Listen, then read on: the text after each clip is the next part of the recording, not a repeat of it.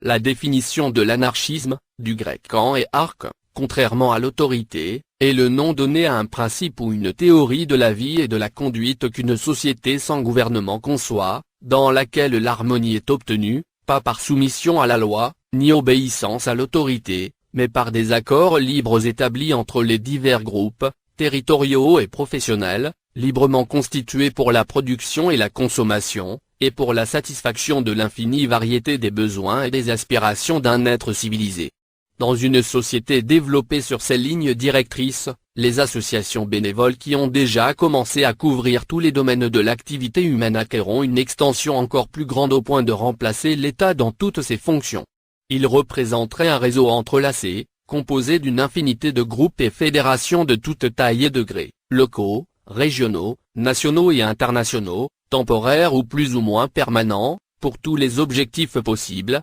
production, consommation et échange, communication, services de santé, éducation, protection mutuelle, défense du territoire, etc.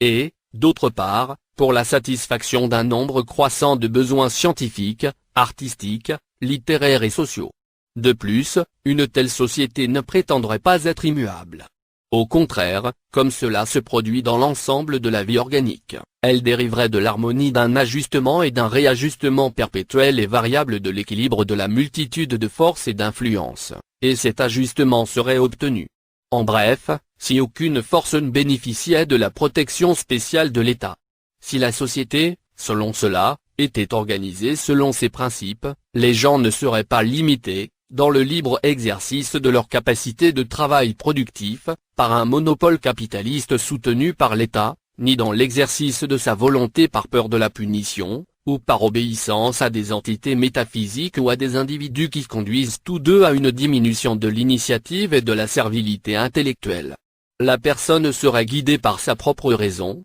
qui porterait nécessairement l'empreinte de la libre action et réaction de son propre moi et des conceptions éthiques de l'environnement.